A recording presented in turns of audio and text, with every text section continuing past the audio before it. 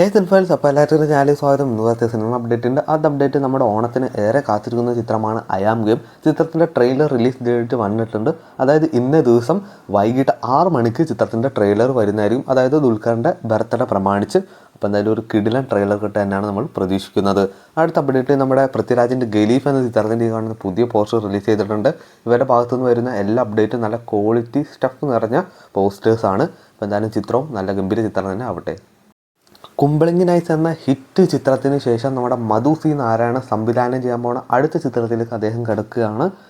Main ലീഡായിട്ട് എത്തുന്നത് നമ്മുടെ നസ്ലിനാണ്. Doctor അനന്തുവാണ് ചിത്രത്തിൻ്റെ ഒരു പ്രൊഡ്യൂസറിൽ ഒരാൾ. അപ്പോൾ എന്തായാലും കുമ്പളങ്ങി നൈറ്റ്സ് പോലത്തെ ഒരു ചിത്രം ഇനി എന്തായാലും ഉണ്ടാകാൻ പോകില്ല.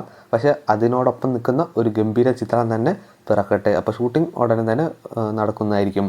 നമ്മുടെ ഷാഹി കബീറിൻ്റെ ഒരു സ്റ്റേറ്റ്മെൻറ്റ് ഉണ്ടായിരുന്നു. അതായത് ഉന്മാദം പ്രൊമോഷനിൽ നമ്മുടെ ലാലേട്ടനായിട്ടുള്ള ഒരു സ്ക്രിപ്റ്റ് ലോക്കായിട്ടില്ല. അതായത് ഒരു 1 ലൈൻ ലാലേട്ടൻ ഇഷ്ടപ്പെട്ടിട്ടുണ്ട്. അത് വീണ്ടും ഒന്ന് റീവർക്ക് ചെയ്ത് ഫുള്ള് സ്ക്രിപ്റ്റിന് വേണ്ടി റെഡിയാക്കുകയെന്നാണ് അദ്ദേഹം പറഞ്ഞത്. എന്തായാലും ലാലേട്ടൻ ഇഷ്ടപ്പെടുകയാണെങ്കിൽ ഒരു കിടിലം പോലീസ് വേഷം വരുന്നതായിരിക്കും. അപ്പോൾ സംവിധാനം മേ ബി ഷാഹി കബീർ ആയിരിക്കും, ചിലപ്പോൾ വേറെ ആരെങ്കിലുമൊക്കെ ആവാം. നമ്മുടെ ഇലവിയ പൂഞ്ചിറ ഇനിയിപ്പോൾ ഉന്മാദമൊക്കെ വരാൻ പോവുകയാണ്. അപ്പോൾ അത്രയും ഗംഭീര പോലീസ് ചിത്രങ്ങൾ ഭാഗമായ ഒരാൾ തന്നെയാണ്. ഉന്മാദം എന്ന ചിത്രത്തിൻ്റെ ഒരു അപ്ഡേറ്റ് ഉണ്ട്. ചിത്രത്തിൻ്റെ ഏറുന്നോ എന്ന ലിറിക്കൽ ഗാനം ഇന്നേ ദിവസം വൈകിട്ട് 6 മണിക്ക് റിലീസ് ചെയ്യുന്നതായിരിക്കും. അല്ലു അർജുൻ ലോകേഷ് ചിത്രമായ റാക്ക് എന്ന ഈ ഒരു ബിഗ് ബഡ്ജറ്റ് ചിത്രത്തിൽ ഫീമെയിൽ ലീഡായിട്ട് യാതൊരു ക്യാരക്ടേഴ്സും ഉണ്ടാവില്ലെന്നാണ് റിപ്പോർട്ടുകൾ വരുന്നത്.